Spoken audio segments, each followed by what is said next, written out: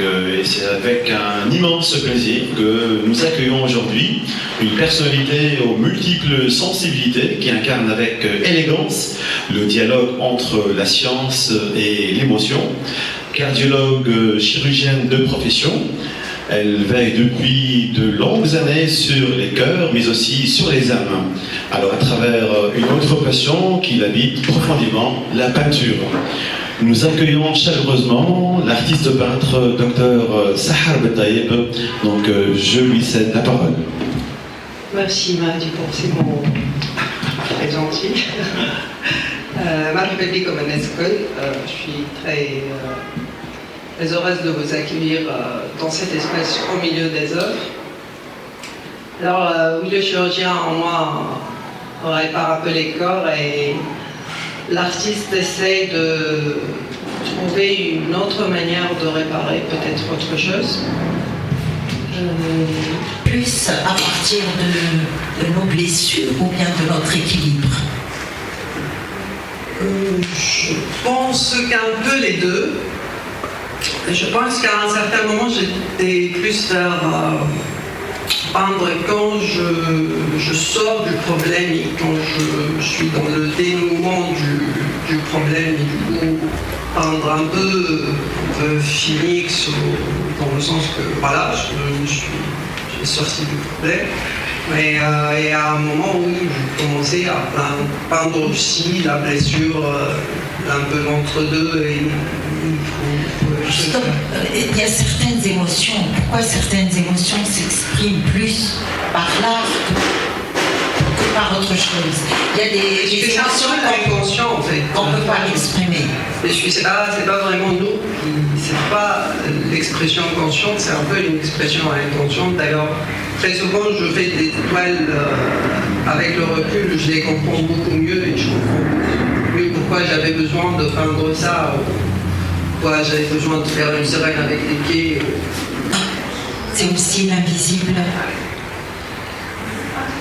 Oui, ça répare l'invisible parce que parfois ça nous répare sans même qu'on se rende compte. En fait, c'est comme je vous ai dit, c'est vraiment en regardant avec le recul les toiles que je me dis là je l'ai fait à ce moment et ça m'a aidé à m'en sortir.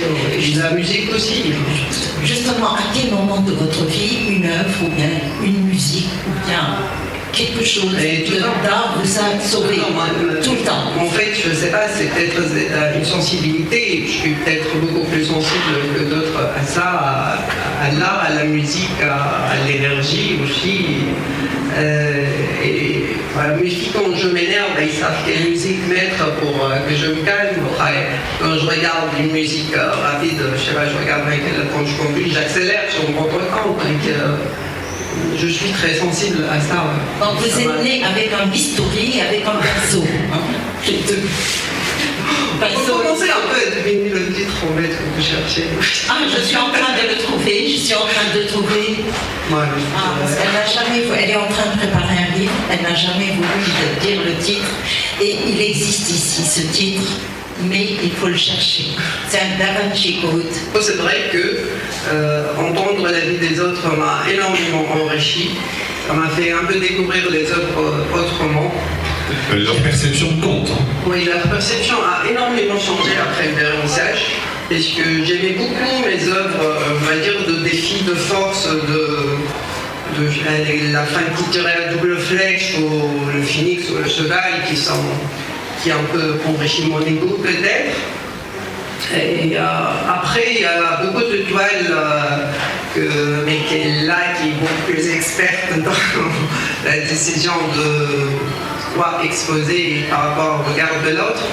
Je m'a convaincu de mettre, alors que c'est pas forcément celle que je préfère, où il y a un peu un brouillard, un noir, un peu de cumul, et pour moi ça ne me présentait pas trop. Mais ces œuvres intriguent beaucoup et peut-être que ce brouillard et ces chemins entre deux attirent même plus que le goût en fait. Et notre mal sur la toile, par exemple, on se sent complètement en les jetant sur les toiles. On se sent plus légère lorsqu'on réalise une œuvre et qu'on rejette notre ressenti. Donc l'art pour vous, c'est considéré comme une sorte de refuge.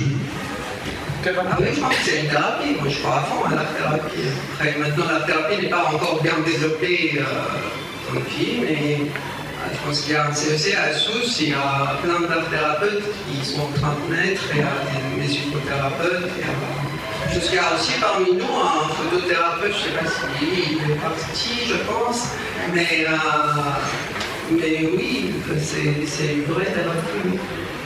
Finalement, entre la science et l'art, où commence selon vous la véritable guérison?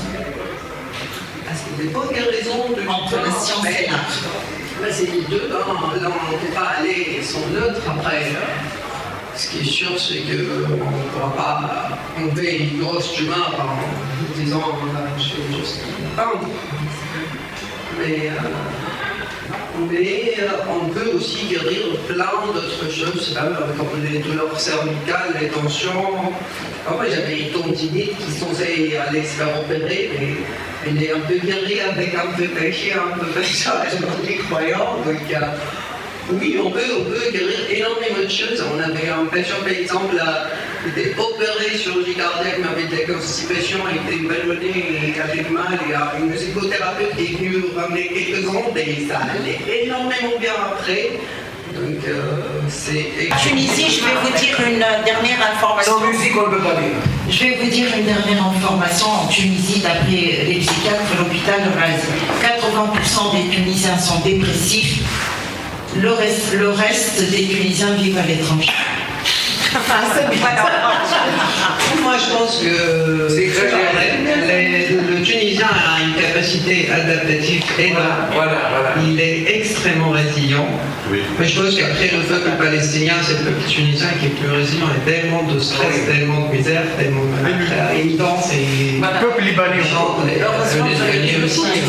Et quand tu vois les Tunisiens ailleurs, ils brillent parce qu'ils s'adaptent. Donc, non, moi j'aime la Tunisie, j'adore mes côtes, les côtes, je suis revenu pour le soleil des côtes et le peuple tunisien essaie de s'en sortir comme il peut.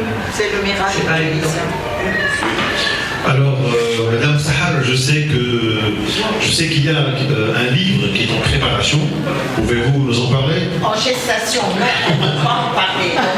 Elle ne veut pas parler. Ce que je veux dire, c'est que cette exposition, c'est une expo de la moitié des œuvres dont le livre parle, et que cette expo qui s'appelle Esprove of Guinea se poursuivra par une autre peut-être au même moment de la sortie du livre, parce qu'on ne pouvait pas faire toutes les œuvres en même temps, ça faisait un peu trop. Donc je peux donner le titre de la prochaine expo qui accompagnera le livre, qui est une continuité, qui sera It's Probably Me or You. C'est un peu pour ouvrir mes œuvres aussi vers vous, vers votre regard, et le livre aussi un peu dans ce sens. Un peu comment vous pouvez vous voir dans ces œuvres-là qui, à mon sens, ont un peu un esprit thérapeutique. Donc la prochaine expo sera la prochaine expo. It's Probably Me or You. Et il y aura le peut-être livre, après la rentrée. on ne saura pas le titre du livre. Oui, qui sera avec l'expo. Il est en gestation. Et ça sera quand? On peut le savoir? On le livre sera prêt. Le piège, ce sont les 3 points de suspension. Il ne faut pas chercher d'autre côté. Elle n'a rien dit. On peut parler pendant des journées. L'essentiel, elle est belle, elle est généreuse, elle est sensible. Je suis en train de dire.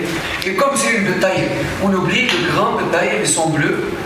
Le peintre de taille. Donc les de taille, déjà leur nom, les noms sont chargés.